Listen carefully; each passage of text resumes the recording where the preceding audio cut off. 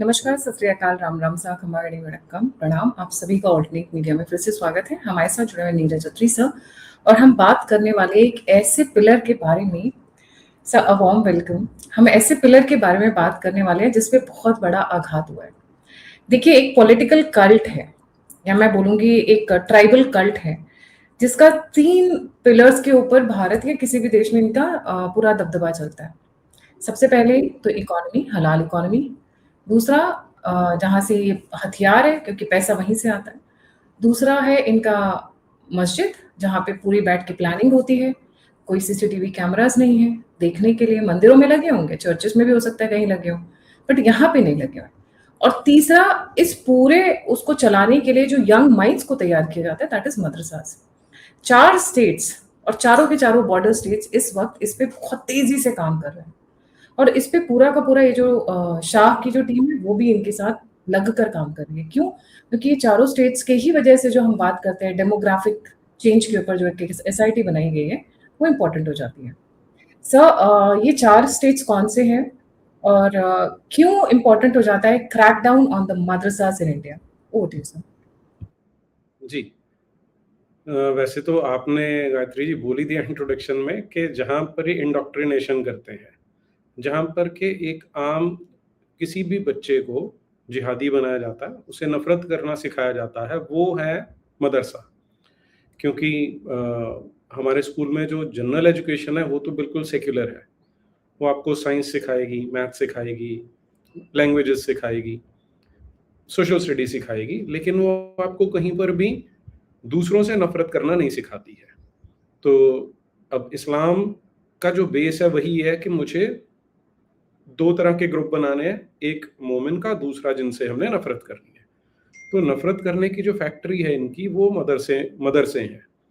वहां पर एक बच्चा जाता है, वो बड़े खाली दिमाग से जाता है, खाली इन द सेंस के एक ब्लैंक स्लेट है, उस पर आप कुछ भी लिख सकते हैं।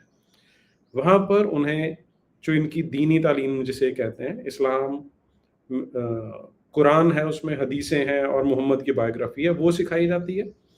और जिसके चलते एक नॉर्मल बच्चा जिहादी बन के नफरत से भरा हुआ बाहर आता है कि ये जो मेरे देश में ही बाकी के 80-85% लोग रहते हैं, इनसे मुझे नफरत करनी है, क्योंकि 1400 साल पहले किसी ने बोला था। और एज अ रिजल्ट वो एक बिल्कुल, जिसे हम बोलते हैं मैल एडजस्टेड इंडिविजुअल होता है, कि जो कभी भी आम समाज में हेल्दी लाइफ नहीं जी पाएगा। तो ये सारी इंडोक्ट्रिनेशन होती है मदरसे में, इसलिए इन पे काम करना ओवरड्यू था।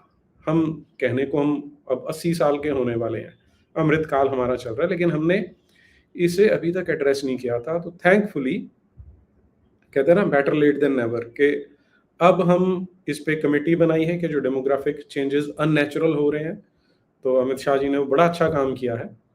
और जो आपने बॉर्डर स्टेट्स की बात की, बिहार, उत्तराखंड, उत्तर प्रदेश और वेस्ट बंगाल, चारों वो स्टेट्स हैं जहां से ये जो जहर है वो पन पाया जा रहा था। और यहाँ चारों में ही अब ये दिखाई दे रहा है कि गवर्नमेंट एक्शन लेना स्टार्ट किए कि यहाँ पर जो मदरसे हैं उन्हें किसी तरह से कंट्रोल में लाया जा सके, नियंत्रित किया जा सके। हालांकि अभी अर्ली डेज हैं, आगे देखते हैं कि इसमें कितना हम सक्सेसफुल हो पाते हैं। लेकिन अगर हम अमित शाह का ट्रैक रिकॉर्ड देखते हैं, तो उन्होंने एक डेट बोली थी, आपको ध्यान होगा, कि 31 मार्च 2026 तक हम ये जो नक्सलिज्म है, जो माओविस्ट मूवमेंट है, उसे खत्म कर देंगे। और उन्होंने करके दिखाया। तो थैंकफुली ऐसा एक होम मिनिस्टर है जिसने जो कहा था वो डिलीवर किया।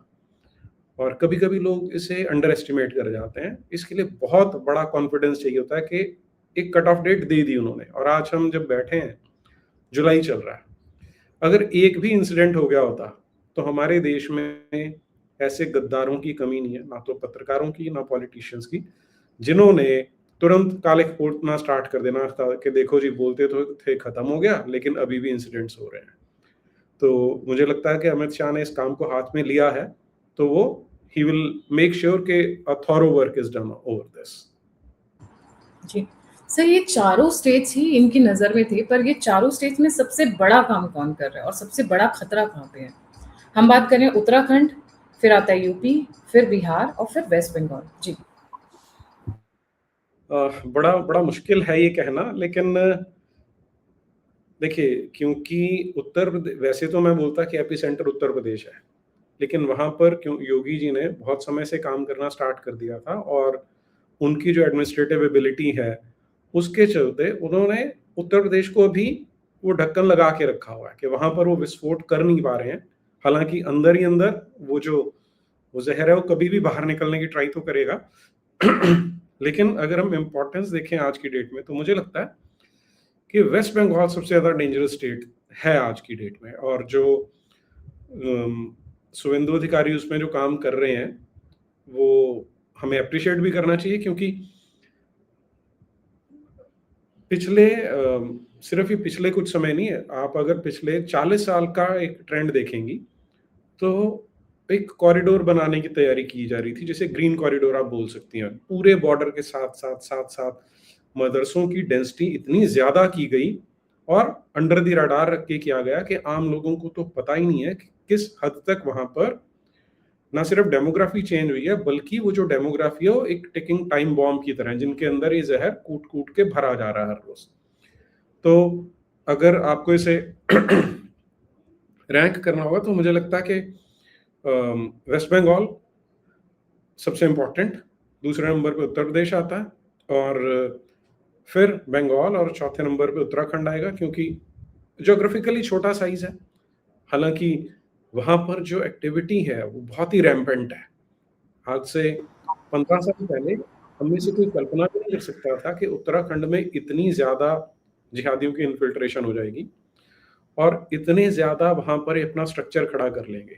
लेकिन अब दो चीजें हुई उसमें, अनफॉर्चुनेटली जो लोग सत्ता में बैठे थे, उन्हीं के कुछ लोग इस लॉबी के साथ हाथों बिके हुए थे, जिन्होंने इस काम को होने दिया। लेकिन अब जो ये धामी वाली सरकार है, इसने क्रैकडाउन स्टार्ट किया है। अभी जैसे मदरसा बोर्ड था, उसे डिसमेंटल कर दिया इन्होंने। ये कुछ महीने पुरानी बात है, शायद अगर मैं ठीक हूं तो दिसंबर या जनवरी की बात होती है। और उसके बाद वहां पर क्या किया, हाँ, आपने वो ग्राफिक डाल ही दिया कि वहां पर मदरसा बोर्ड को बंद कर दिया। और बिल्कुल ठीक है आपने कि सबसे बड़ा इंस्टीट्यूशनल रिफॉर्म है ये। जनरली क्या होता है कि आप एक थोड़ी सी ना वो सुर्खी बिंदी जिसे लगाना वो कर देते हैं कि आपने कुछ मदरसे बंद कर दिए, न्यूज बन जाती है, लेकिन वो 6 महीने बाद, साल बाद दोबारा खड़े हो जाते हैं। लेकिन ये इंस्टीट्यूशनल रिफॉर्म किया है धामी सरकार ने, विच इज गुड। और दूसरा इन्होंने क्या किया है कि जो नेशनल एजुकेशन पॉलिसी 2020 थी, उसका जो करिकुलम फ्रेमवर्क है वो वहां पे लागू कर दिया। दैट मीन्स कि अब उन्हें वो जो नफरत वाली तालीम हम बोलते हैं, जैसे कुरान है, हदीस है, जिसके अंदर नफरत ही सिखाई जाती है, वो नहीं सिखाएंगे, लेकिन जो जनरल मेन स्ट्रीम सिलेबस है वो कराया जाएगा। हालांकि इसमें मुझे एक लगता है कि जो इन्होंने वो साथ में एक माइनॉरिटी इंस्टीट्यूशन बनाई है, ये कोई आवश्यकता नहीं थी। मैंने इसे क्रिटिसाइज भी किया था उस समय कि इसके बिना भी काम चल सकता है आपका। हमारा उद्देश्य होना चाहिए कि हर बच्चा हमारे देश का जो है, इर्रिस्पेक्टिव के वो किस रिलीजन में जन्म लेता है, उसे साइंटिफिक टेम्परामेंट देना चाहिए, उसे जो मॉडर्न एजुकेशन है वो देनी चाहिए, ताकि वो मेन स्ट्रीम में आए, और जो डेवलपमेंट है, जो प्रोग्रेस हम कर रहे हैं, उसके फ्रूट्स सभी को मिले। ऐसा ना हो कि सिर्फ एक रिलीजन के नाम पे, या माइनॉरिटी के नाम पे, या माइनॉरिटी राइट्स के नाम पे उन्हें जहर परोसा जाए करिकुलम के अंदर। तो ये माइनॉरिटी मेजॉरिटी इस तरह की डिफरेंशिएशन ही खत्म होनी चाहिए। हर बच्चा एक इंडिविजुअल यूनिट की तरह ट्रीट करके उसे सेम एजुकेशन दिया जाना चाहिए। तो ये जो माइनॉरिटी वाला सिस्टम इन्होंने एक इंट्रोड्यूस किया, एक अथॉरिटी बनाई है, जो आप अभी दिखा भी रहे थे, वो ना करते तो शायद ज्यादा इफेक्टिव होता है। जी। तो उत्तराखंड ने पूरा का पूरा मदरसा सिस्टम बोर्ड ही खत्म कर दिया, which is the best news, क्योंकि खुद धामी जी ने इस बात को कबूला है सर कि देवभूमि Uttarakhand will be the first state to get Islamized. ये उन्होंने ऑन रिकॉर्ड बोला हुआ है। अच्छा, एक चीज बड़ी इंटरेस्टिंग सर, ये पता नहीं कहाँ कहाँ से बच्चे लेकर आ रहे हैं। अभी तकरीबन 1 महीने पहले 100 बच्चे ट्रेन के अंदर, सारे टोपी पहने हुए, पहुंच रहे थे उड़ीसा। 150 बच्चे लाए गए उत्तराखंड, देहरादून, ट्रेन के अंदर, और फिर पकड़ने के बाद उनका वेयर अबाउट, अच्छा किसी भी उसमें बच्चियां नहीं है, लड़कियां नहीं है, only the boys. That was very very shocking for me कि भई अगर आप पढ़ाने के लिए ला रहे हो मदरसे में, तो बच्चे क्यों लड़के क्यों ला रहे हो? लड़कियाँ कहाँ हैं? वो लड़कियाँ जब ये बच्चे बड़े हो जाएँगे, 17-18 साल के, 14 साल के बाद तो इनमें मैच्योरिटी वैसे ही आ जाती है, तो लड़कियाँ कहाँ से आएँगी? इसका मतलब हिंदू लड़कियों को आप फँसाओगे, जो कि उत्तराखंड के हर ओयो होटल में, हर अच्छे खासे होटल में आज की डेट में अगर आप देखेंगे, ट्विटर खोल के देख लीजिए, एक ही चीज़ मिलता है, हिंदू लड़की, मुस्लिम लड़का, कलावा पहने हुए, नाम बदले हुए, इस तरीके के डेली इंसिडेंसेस है। एंड सो मच सो कि आई फील लाइक प्यूकिंग, उल्टी आती है बोलते हुए, बट हो रहा है। लड़के तो आप तैयार कर रहे हो और ये बच्चे आ कहाँ से रहे हैं?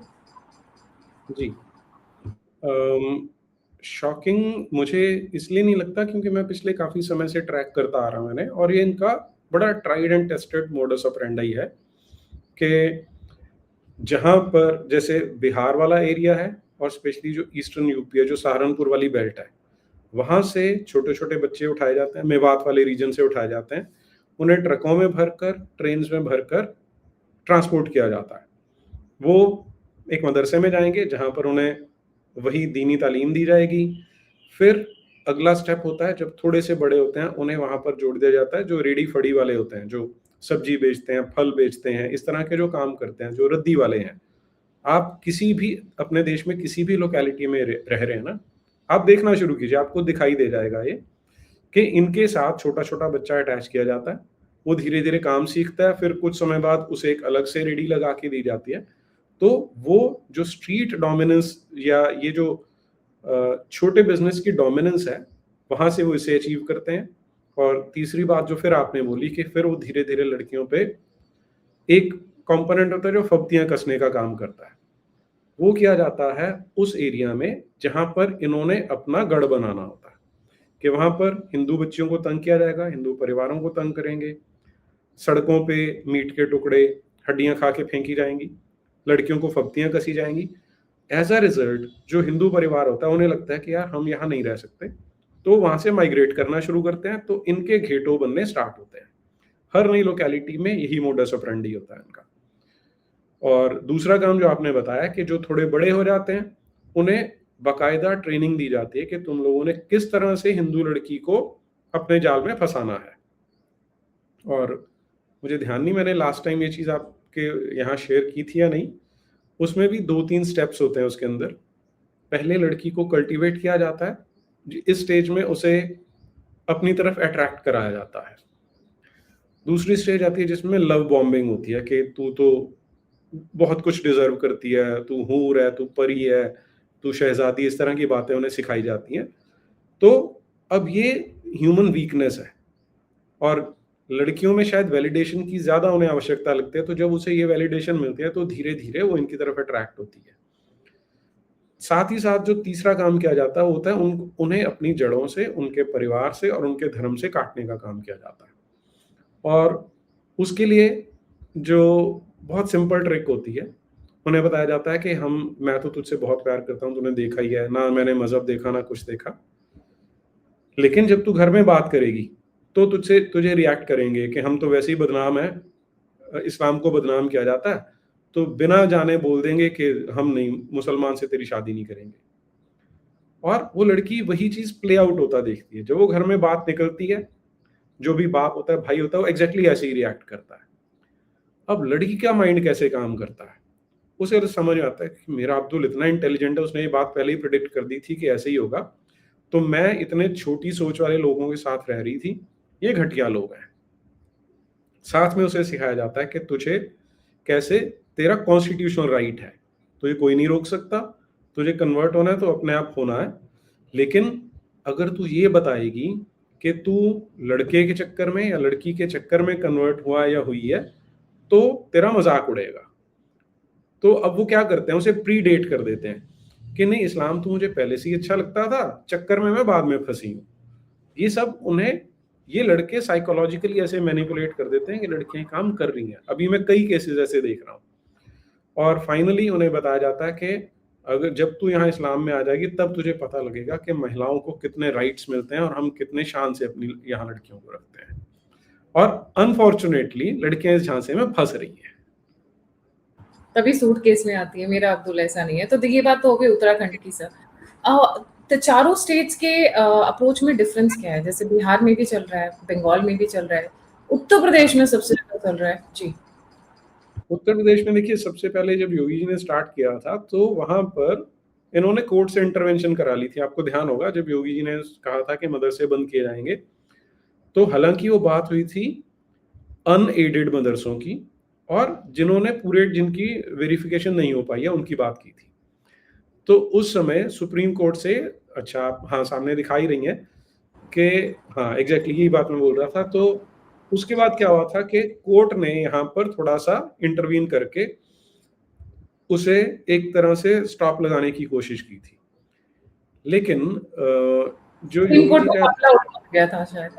हाँ जी हाँ, सुप्रीम कोर्ट में गया था, वहीं से फिर उसे जो आपने लास्ट टाइम लिखी है the court question a closure order, ये शायद लास्ट ईयर अप्रैल की या मार्च अप्रैल की बात है, लास्ट ईयर की 2025 की। तो उसके बाद से क्या हुआ है, दो तीन चीजें योगी जी ने की हैं। एक तो उन्होंने जो मनी ट्रेल थी उसे ट्रैक करना स्टार्ट करवा दिया था कि मदरसों के नाम पे जो एड आ रही थी, आपको ये जान के हैरानी होगी कि लगभग मैं आंकड़ा शायद भूल रहा हूँ, 75 लाख ऐसे नाम थे जो ऐड तो किए गए थे लेकिन वो एग्जिस्ट नहीं करते थे। तो उनके नाम पर फंडिंग ली जा रही थी। तो उन मदरसों पे इस तरह से जो एडमिनिस्ट्रेटिव पेपर वर्क में कमी थी, वो मदरसे तो उत्तर प्रदेश में बंद करवा दी योगी जी ने। जो वेस्ट बंगाल वाला है, अगर आप वहां पर अप्रोच देखें तो अभी इनिशियल डेज हैं, वहां पर उन्होंने फिर से एडमिनिस्ट्रेटिव सिस्टम यूज किया। जो डिफरेंस है यूपी में, हाँ सॉरी, यूपी में एक चीज जो मैं मिस कर गया कि वहां पर हम जो एंटी टेरर स्क्वाड है, जो एटीएस है, वो इस पे काम कर रहा है कि जो मनी ट्रेल है, जो मैंने बताया कि इस तरह से इलीगल वहां पर पैसे रूट किए जा रहे थे बच्चों के नाम पे, जो बच्चे एग्जिस्ट नहीं करते थे, तो एटीएस को दे के वहां पर वेरिफिकेशन करवाई जा रही है। और जिन मदरसों के बारे में कुछ भी पता लग रहा है कि यहाँ पर इस तरह से मिसमैनेजमेंट की जा रही है, या फंडिंग रूट की जा रही है, या जहां पर के इंडॉक्ट्रिनेशन की जा रही है, वहां पर योगी जी अपने ढंग से उन मदरसों को बंद कर रहे हैं। लेकिन ये सब याद रखें कि यहाँ पर अभी जो लीगल मदरसे हैं, जो बिल्कुल फ्रेमवर्क के अकॉर्डिंग चल रहे हैं, उन पे कोई गाज नहीं गिरी है। वेस्ट बंगाल में अभी स्टार्ट किया उन्होंने, तो मुझे वहां का मोडस ऑपरेंडी मैंने अभी देखा नहीं, वो किस सिस्टम से काम कर रहे हैं। उत्तराखंड में हम बात कर चुके हैं ऑलरेडी कि वहां पर उन्होंने मदरसा बोर्ड ही डिसमेंटल करके नई बॉडी क्रिएट कर दी थी। बिहार में पूरा एडमिनिस्ट्रेटिव स्ट्रक्चर है कि एडमिनिस्ट्रेटिव स्ट्रक्चर के थ्रू काम किया जा रहा है कि जो भी वहां के जो मैंडेट था, अच्छा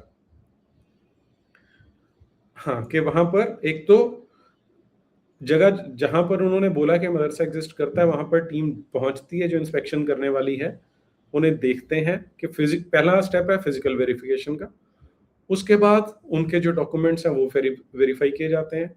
तीसरा है कि स्टूडेंट्स की एक टर्म थी उसमें, चलिए पॉइंट ये है कि उसमें स्टूडेंट्स को चेक किया जाता है कि स्टूडेंट एक्चुअली में एग्जिस्ट करते हैं, और फिर चौथी चीज जो चेक की जाती है कि उनका जो सिलेबस है वो जो प्रिस्क्राइब्ड सिलेबस है उसके अकॉर्डिंग है या नहीं।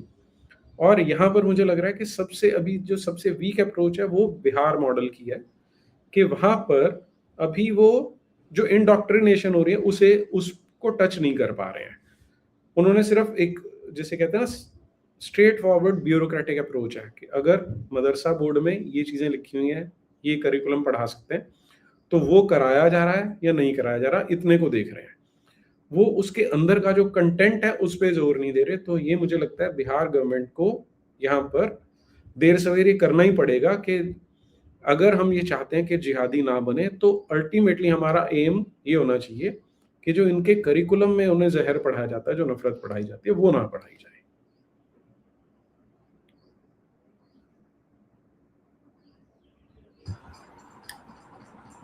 सबसे सबसे ज्यादा फोकस इस वक्त बॉर्डर एरियाज पे है सर, चारों स्टेट्स में।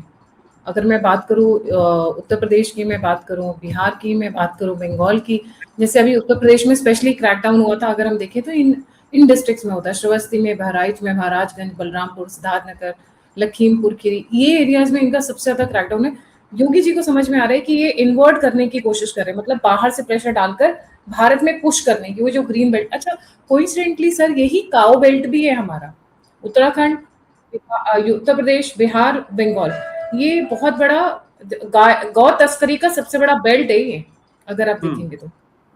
एक और चीज जो आपके दर्शकों को इंटरेस्टिंग लग सकती है कि जिस समय नाथुराम गोडसे ने गांधी को गोली मारी थी, उस समय एक जो प्रपोजल था वो ये था कि ईस्ट पाकिस्तान और वेस्ट पाकिस्तान को जोड़ने के लिए एक कॉरिडोर दिया जाएगा उन्हें, जो लगभग 50 किलोमीटर चौड़ा होगा, जिसमें वो अपनी ट्रेन ट्रैक डालेंगे, हाईवेज बनाएंगे।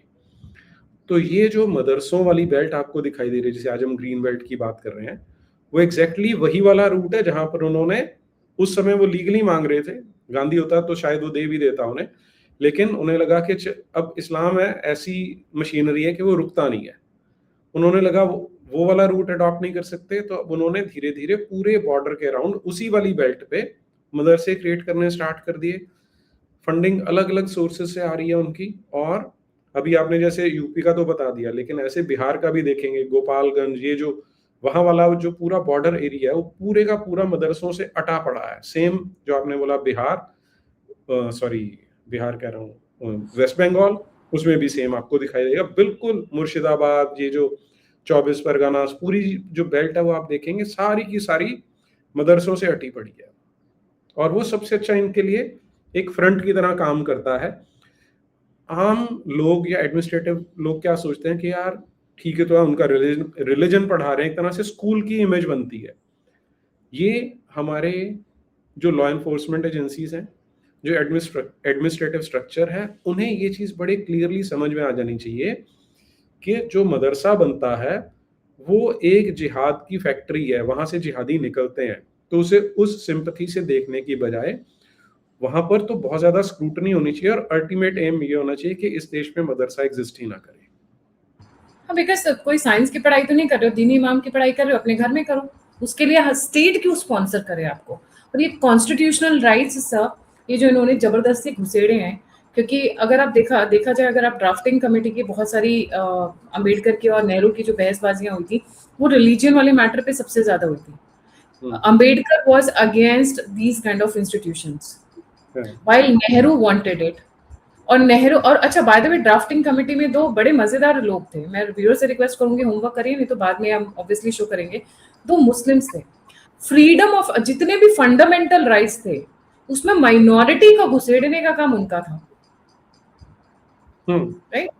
माइनॉरिटी का पूरा जो right to religion, profess, 3P हम लोग बोलते हैं, प्रैक्टिस, प्रोफेस एंड प्रोपगेशन, ये 3 फॉर्मूला पे चलते थे। उस पे जितने भी एक्सेप्शंस कराए इन्हीं दो मुस्लिम्स ने करवाए, जो कि ड्राफ्टिंग कमेटी में मेंबर थे। और उनको घुसेड़ा की तरफ से, ब्रिटिशर्स की तरफ से, because they were never a part of the freedom struggle और एनीथिंग। ब्रिटिशर्स ने उनको डाला। मॉन्टे मेर्लो रिफॉर्म्स से इन्होंने सेपरेट इलेक्टोरेट किया था मुस्लिम्स के लिए, कि भाई मुस्लिम्स अलग से वोट करेंगे। क्यों भाई, अलग से काय को वोट करेंगे। तब से लेकर, और ड्राफ्टिंग कमेटी, कॉन्स्टिट्यूशन में अलग से सेपरेट राइट्स, क्यों हिंदुओं के भी तो अपने राइट्स होने चाहिए। हमें क्यों नहीं, हमारे मंदिर और हमारे गुरुकुल्स को क्यों नहीं वो मिल रहा है पैसा। ये इसमें एक चीज और ऐड करता हूँ, प्रोबेकेशन वाला जो एलिमेंट था ना, वो उस समय जो क्रिश्चियन थे उन्होंने ऐड करवाया था। ये इतने स्मार्ट नहीं थे जो जिनकी आप बात करें ना, इन्होंने पहली दोनों चीजें इन्होंने डलवाई थी। प्रोपेगेशन वाला इनिशियली कहा गया था कि हम इसे नहीं डालेंगे, मुझे लगता है मदन मोहन मालवीय ने भी बोला था ऐसा, तो क्रिश्चियंस ने वो चीज उसमें डलवाई थी। लेकिन मेन पॉइंट आपकी बिल्कुल ठीक है कि ये चीज हमारे यहाँ होनी ही नहीं चाहिए, इट शुड नॉट एग्जिस्ट। अब हम आज जो प्रॉब्लम झेल रहे हो इसीलिए है कि आपने माइनॉरिटी बोल के इस तरह के राइट्स दे दिए उन्हें, और ये नहीं पहचाना कि जो माइनॉरिटी वाले लोग हैं उनका अल्टीमेट एम क्या है। उनका एम है मेजोरिटी को खत्म करना। तो ये अजीब सा हमारे देश में ऐसा सिस्टम है कि जहां पर मेजोरिटी को खत्म करने के लिए माइनॉरिटी को न सिर्फ राइट्स दिए जा रहे हैं बल्कि प्रिविलेजेस दी जा रही हैं, और उसी का खमियाजा हम आज तक भुगत रहे हैं।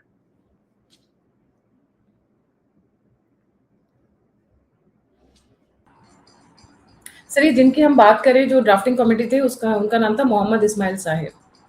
ये पर्सनल लॉस को लेके बहुत ज्यादा अड़े हुए थे। इनफैक्ट फेस ऑफ काफी हुआ था, क्योंकि कि अगर आप उसमें आर्काइव्स में देखेंगे, मैं लास्ट पॉइंट पे आऊंगी सर, ये मदरसास गवर्नमेंट से पैसे चूसने का, बहुत अच्छे से सक आउट करने का, क्योंकि बच्चे हैं नहीं, फर्जीवाड़ा रजिस्टर्स बनाए हुए हैं, इसीलिए इनको वो जो अभी आया ना कि मतलब मॉडर्नाइजेशन ऑफ मदरसास, उस पे इनको सबसे ज्यादा प्रॉब्लम इन्हीं को हो रही है। स्कूल्स को तो नहीं हो रही है, स्कूल में सीसीटीवी लगे हुए हैं आज की डेट में। तो फर्जी बच्चे हैं, दूसरा मनी लॉन्ड्रिंग। जी जी, ये दो दो तरह से मनी लॉन्ड्रिंग कर रहे हैं इसमें। सरकार से लेते हैं, अपने आंकड़े बढ़ा चढ़ा के पेश करते हैं कि मान लीजिए, पहली बात तो कई केसेस ऐसे थे जहां पर कोई फिजिकली मदरसा एग्जिस्ट ही नहीं करता था, कागजों में एग्जिस्ट कर रहा था, और कागजों में उसमें बच्चे थे, तो उन बच्चों के नाम पर ग्रांट ली जा रही थी सिर्फ। और ऐसा नहीं कि सिर्फ सरकार से ले रहे थे, जो बाहर इस तरह के फंडर्स बैठे हैं, स्पेशली मिडिल ईस्ट में, सऊदी अरेबिया से, कतर से, वहां से भी पैसा आ रहा था। उन्हें बताया जा रहा था कि हम यहाँ पर बच्चों को दीनी तालीम देते हैं। सेकंड कैटेगरी जो थी वो ये थी कि फिजिकल मदरसा तो एग्जिस्ट करता है, उसमें बच्चे अगर 4 हैं तो कागज पे बच्चे 20 बताए जाते हैं, लगभग 5 गुना बच्चे बढ़ा के बताए गए। फिर इसमें ये जो पैसा आ रहा था, अब सीधी सी बात है, किसी या तो किसी की जेब में जा रहा है, और जेब में जा रहा है तो ऐसी ही एक्टिविटीज को फंड करने के लिए जा रहा है। इन अदर वर्ड्स, मदरसे एक फ्रंट थे मनी लॉन्ड्रिंग करके उसे टेररिज्म के लिए वो पैसा ले जाने के लिए।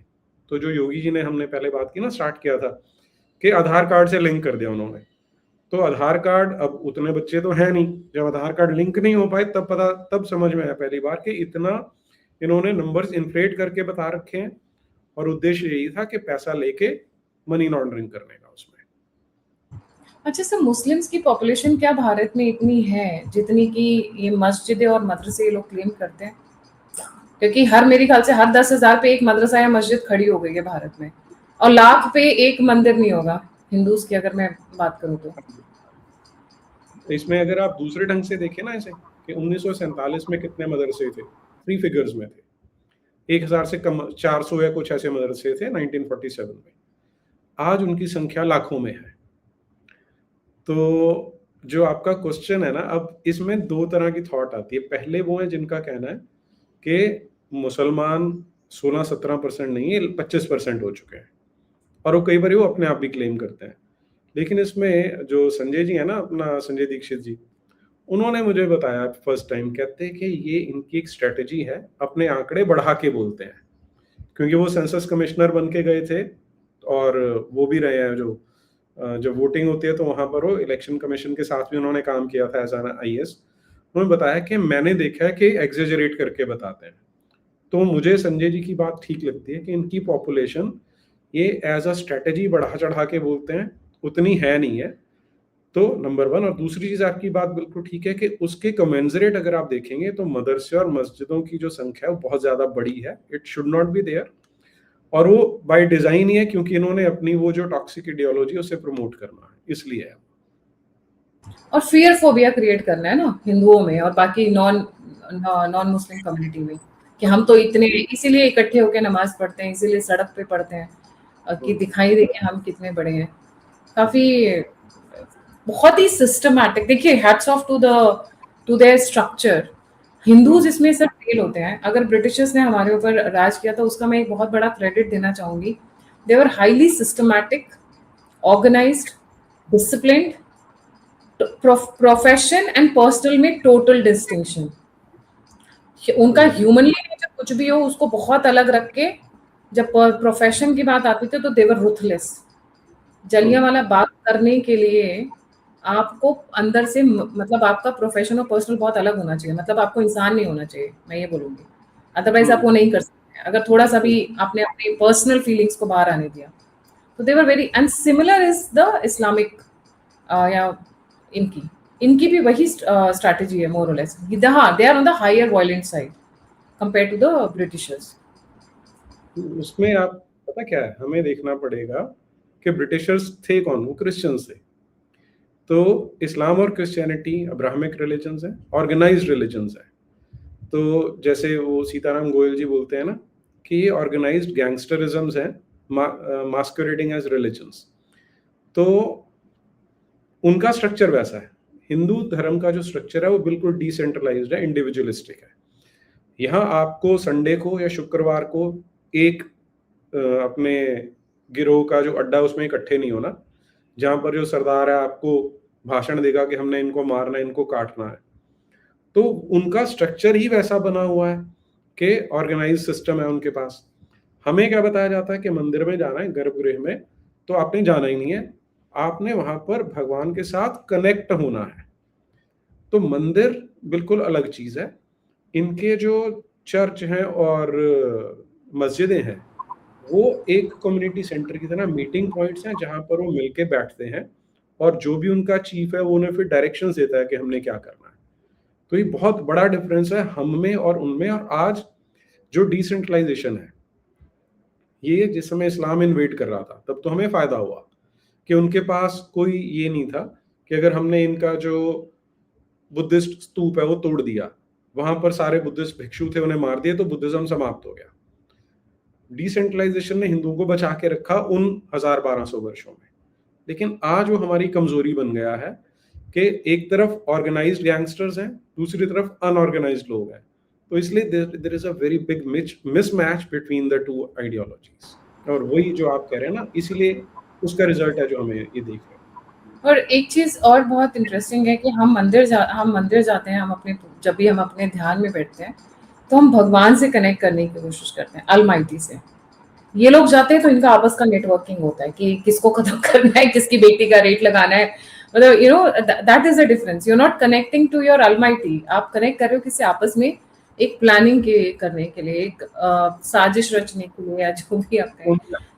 उनका जो ऑलमाइटी है वो भी तो ऐसा है, वही तो सिखा रहा है। जी, thank you so much sir for joining. जाने से पहले सभी व्यूअर्स से रिक्वेस्ट है, please don't forget to like, subscribe and share the alternate media. अगर आप मुझे कंट्रीब्यूट करना चाहते हैं तो दिए हुए नंबर और यूपीआई पे आप मुझसे कंट्रीब्यूट कर सकते हैं। आप मुझसे जुड़ना चाहते हैं, इन्फॉर्मेशन शेयर करना चाहते हैं, तो सभी के सभी लिंक्स डिस्क्रिप्शन बॉक्स में। इसी के साथ जय हिंद, जय श्री राम, हर हर महादेव। हर हर महादेव।